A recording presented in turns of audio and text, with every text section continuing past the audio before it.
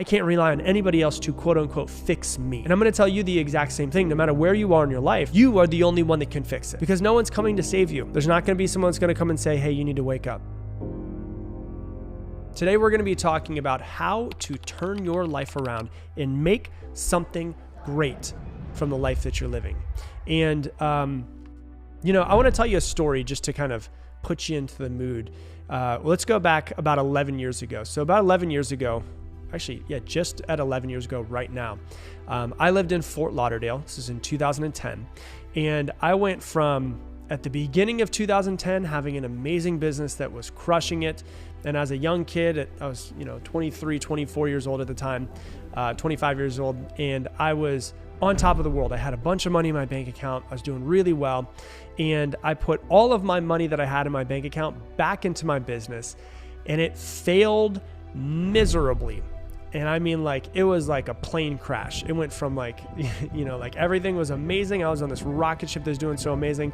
And then it crashed way faster than I actually even took off in the first place. I almost lost my car. I was 5 months behind on my car payment. I failed my business. There was, I was burnt out from it. I wasn't going back into it, didn't want to run it anymore. And, if you've heard the story, I lived off of pasta for 2 months. I don't know how the hell I did it. Thank God I was given the genes to be able to live off of Walmart pasta for 2 freaking months. But that was all that I ate for the 2 months. I ate, it was 88 cents for a box of pasta at Walmart. It was $1.88 for the pasta sauce that I had. And I lived off of that for 2 months. And I remember I was going through all of this, ended up leaving the business, started working with another company, and really just started working with the company just to make money and get myself back on my feet. And went through some pretty terrible things in my life. A lot of shit happened at the time.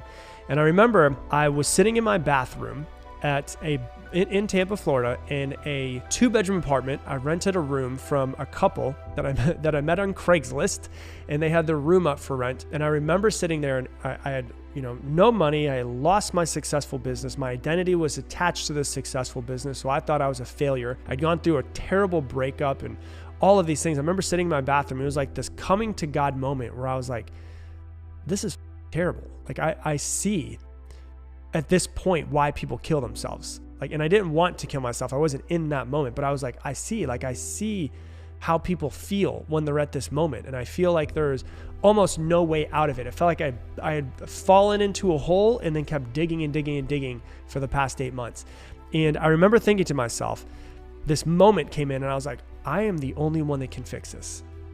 That's it. I am the only one that can fix this. There is no one else. No one's going to come and save me.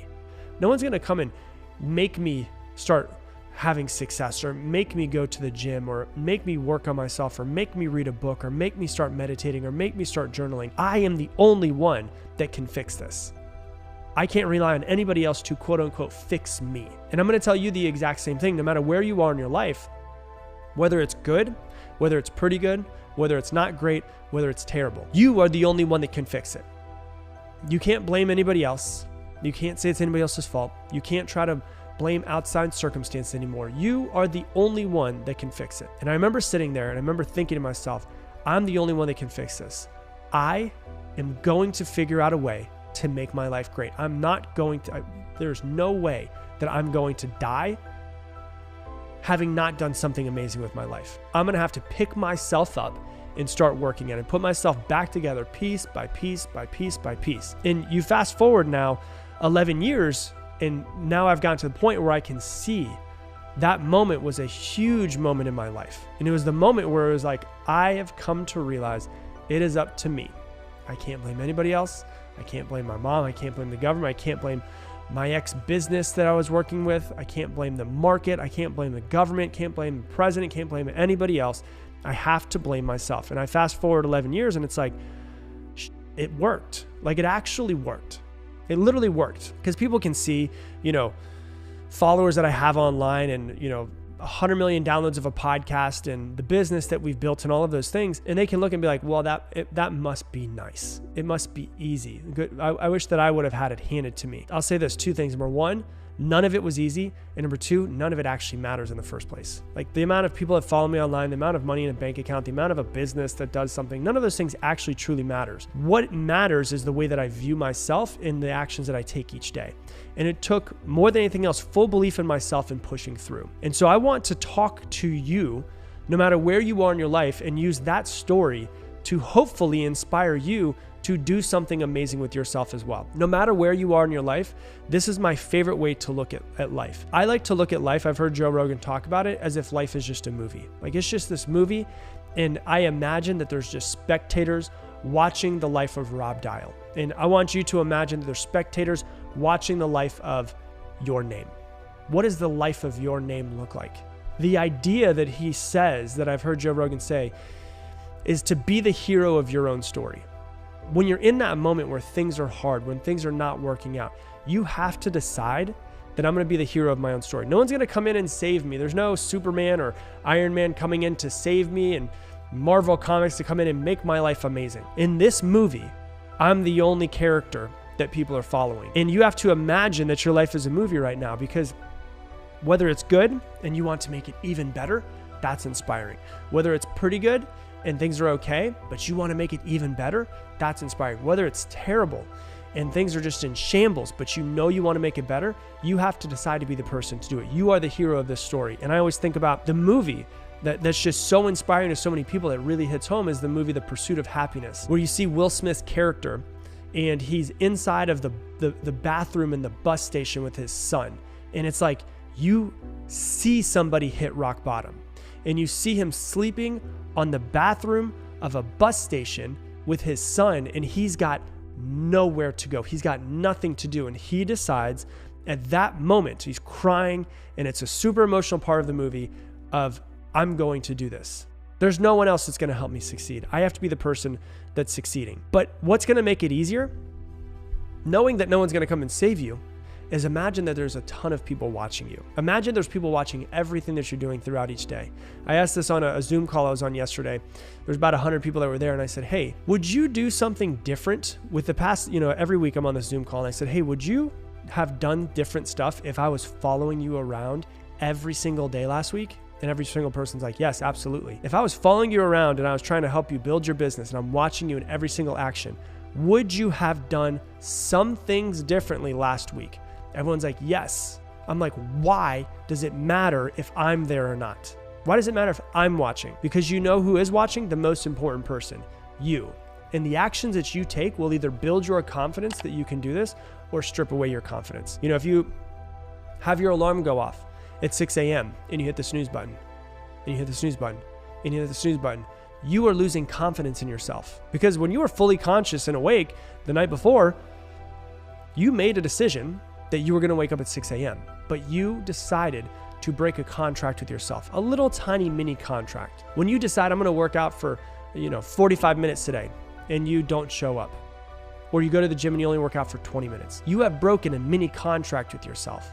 When you decide, you know what, I'm going to go ahead and I'm going to create my first podcast episode, and you've been delaying it for months and months and months and months, you are breaking mini contracts with yourself. So you have to understand that it doesn't matter if I'm watching. It doesn't matter if anybody else is watching. What matters is that you are constantly watching. But if it makes you feel a little bit better, imagine that there's a theater of 100 people watching every single thing that you do. Yes, everything, even the weird things that you do. They're watching it and they're paying attention, and they want you. They just want this story to be good. They want to feel good when they leave the movie theater. They want to feel moved to tears about, yes, they did it. I'm so happy for them. I'm so glad that they ended up taking their life from where it was and creating something that is so amazing. Imagine that there's a room full of people that are rooting for you. They want to see you win. They're watching every single move. Oh man, they said that they were going to wake up at 6 a.m. They woke up at 6 a.m. They said that they were going to do the workout. They did their workout. Look at them. They're starting to put all the pieces together. They're starting to pick themselves out of the shambles of their life. They're like the phoenix. They're coming back from the fiery, crash that they've created of their life. They're coming up like a phoenix. So the question is, are you going to wake up when your alarm goes off? Are you going to go to the gym, or are you going to stay scrolling on Instagram? Are you going to watch Netflix, or are you going to put the extra 2 hours that you need to into your business after putting the kids down? Do it for them. Do it for the kids, knowing that they're eventually going to watch this movie. They're participants in this movie, and they're going to see the ending of this movie at some point in time. The question is it a movie that your children are going to watch and they're going to be proud of seeing their parent do that? What are you going to do? Are you going to sit there and just sit back and just allow life to happen to you and blame everybody else and blame external circumstances and act like, yeah, woe is me, I'm a victim, the world is happening to me, all of this stuff? Or are you going to go, you know what? Everything that's happening is happening for me. I'm going to pick myself up and I'm going to work. I'm going to pick myself up and I'm going to work. I'm going to dust off myself every single day and I'm going to work towards what it is that I want. Because no one's coming to save you. There's not going to be someone that's going to come and say, hey, you need to wake up. No one's going to make you read that book. No one's going to make you invest into that course. No one's going to make you go to that conference to learn about how to start that new business. No one's coming to save you and no one will ever come to save you.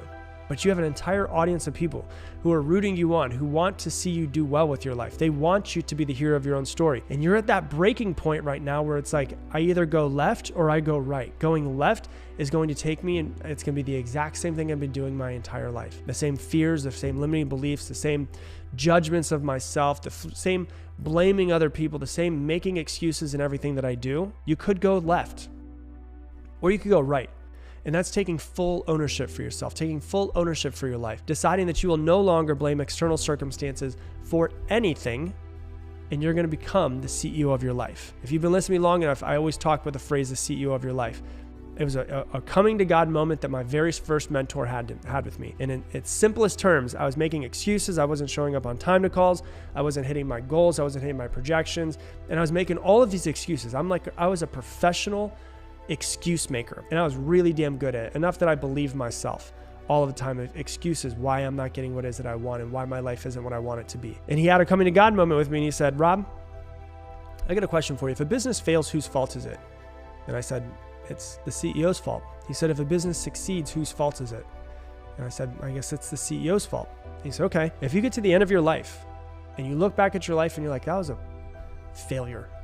I didn't do anything that I wanted to do. It wasn't even close to the life that I could build for myself. And I failed. And you're sitting there on your deathbed and you're feeling those feelings. Whose fault is that? I was like, that's my fault. He said, okay, but if you get to the end of your life and you're surrounded by a bunch of people that love you and you're looking at your life and thinking of how amazing you made it, and it was a full success in every single aspect of the word, whose fault is it? I said, that would be my fault. And he said, exactly. So the problem is you're not living your life as if you're the CEO of your life. You're not living your life as if the CEO. You have no one else to blame. There is no one else that's going to come and save you. You have to take full control and full acceptance for every single thing that you do. CEO of your life means that if it's a success or if it's a failure, you take full blame for every single thing that you do. That is how you become the hero of your own story. Because ultimately, the thing that you have to realize, I say it all the time, no one's going to come and save you, but the choice is yours. And whatever you choose is fine. But the question is it what you actually truly deep down inside want? Or is it just what you're used to? If you want to stay in bed, dude. If you want to go on Instagram and waste 2 hours a day on Instagram, then waste 2 hours a day on Instagram. If you want to lay in your bed all weekend and all evening, every evening, and just watch Netflix, do it. But if you want to create greatness in your life, if you want to create something amazing, if you want to create something inspiring, if you want to look back in your deathbed and think to yourself, holy shit, look at what I've created, you have to be the hero of your own story. You have to step up. You have to learn to stop blaming other people. And you've got to decide to step into what it is that you truly can be. Because the time is now. You can either choose to go left, where it is the same thing that you've been getting forever, and you're going to continue to get the same thing forever until you make a change, or you can go right. And that right is to become the CEO of your life, to become the hero of your own story, to imagine there's people watching you at all points in time, and they're rooting for you. They want you to do well. They want you to succeed. They're watching every single moment and they're saying, oh man, they're doing what they said they were going to. Oh, they fell a little bit there, but they got themselves back up and they kept going. And so you've got to decide, are you going to be the hero of your own story? Or are you going to be the victim of external circumstances? The choice is yours. I just hope